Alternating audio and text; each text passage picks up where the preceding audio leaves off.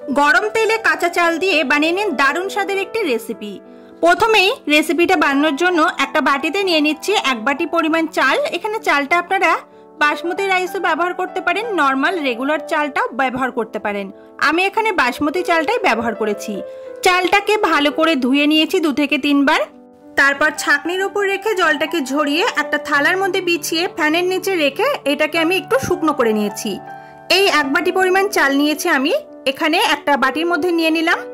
এরপর ওই বাটির মধ্যে আমি হাফ টিস্পুন মতো লবণ দিলাম। 1 বাটি পরিমাণ চালের জন্য কিন্তু হাফ টিস্পুন যথেষ্ট। এর সাথে 1 চামচ জল দিলাম, খুব বেশি জল দেওয়ার দরকার নেই। তারপর লবণটাকে ভালো করে জলের সাথে এইভাবে মিশিয়ে নিতে হবে। লবণটা জলের মধ্যে একটু গুলে আসলে তারপর এই লবণ গলানো জলটাকে আমি দিয়ে দেব চালের মধ্যে।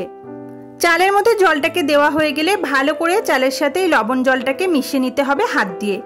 একটু ভালো করে ডলে ডলে মেশাবো, তবে এতটা প্রেস দেবেন না যাতে চালের দানাগুলো ভেঙে যায়। তো এটাকে ভালো করে মাখানো হয়ে গেলে আমি একটা থালার উপর এই চালটাকে ছড়িয়ে দেব। একটা থালার উপর এইভাবে ছড়িয়ে যদি ফ্যানের তলায় 15 থেকে 20 মিনিট মতো রেখে দেন, তাহলে দেখবেন জলটা সম্পূর্ণ চালের মধ্যে সোপ করে নেবে আর খুব সুন্দর কিন্তু ঝরঝরে হয়ে যাবে। তো আমি 15 থেকে 20 মিনিট পর আপনাদেরকে চালটা দেখাবো। 15 থেকে 20 মিনিট পর এখন চালটা আশা করি দেখেই বুঝতে পারছেন কতটা ঝরঝরে হয়ে গেছে, আর একটুও কিন্তু জল ভাব এর মধ্যে নেই। এবার আমি একটা কড়াইতে বেশ খানিকটা সাদা তেল হাই ফ্লেমে গরম করে নিয়েছি। এরপর আমি এই গরম তেলের মধ্যে এরকম একটা স্টিলের ছাঁকনি দিয়ে দিচ্ছি। কখনোই কিন্তু প্লাস্টিকের ছাঁকনি ব্যবহার করবেন না, তাহলে কিন্তু গলে যাবে। এবারে ছাঁকনির মধ্যে আমি কিছুটা পরিমাণে চাল দিয়ে দিলাম, আর চালটা দেওয়ার সাথে সাথে দেখবেন আমাদের কত সুন্দরভাবে চালগুলো কিন্তু ভাজা হয়ে যাবে। বন্ধুরা, এই চাল ভাজাগুলো কিন্তু আপনারা বাজার থেকে অনেক দামে কিনে খান, বাড়িতে কিন্তু খুব সস্তায় একদম হেলদি উপায়ে আপনারা করে নিতে পারেন। বাজারে যে কি তেলে ভাজা হয় সেটা কিন্তু আমরা কখনোই জানতে পারি না, আর সেই জন্য কিন্তু এটা বাড়িতে তৈরি করে নিলে অনেকটা স্বাস্থ্যকর হিসাবেও খাওয়া যায়। তো এইভাবেই অল্প অল্প করে চাল দিতে হবে আর চাল ভাজাগুলো তৈরি করে নিতে হবে। এখানে অল্প করে চাল দিলে সমানভাবে কিন্তু সবগুলো ভালোভাবে ভাজা হয়। বেশি পরিমাণে দিয়ে দিলে সবগুলো চাল সমানভাবে ভাজা নাও হতে পারে।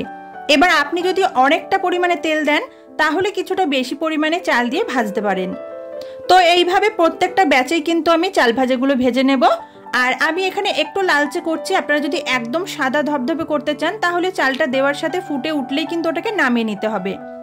এগুলো এত সুন্দর মুচমুচে হয়, আপনারা স্টোর করে কিন্তু যে কোনো এয়ারটাইট কন্টেনারে করে রেখে দিতে পারেন। এটা প্রায় 10 থেকে 15 দিন মতো কিন্তু মুচমুচে থাকবে।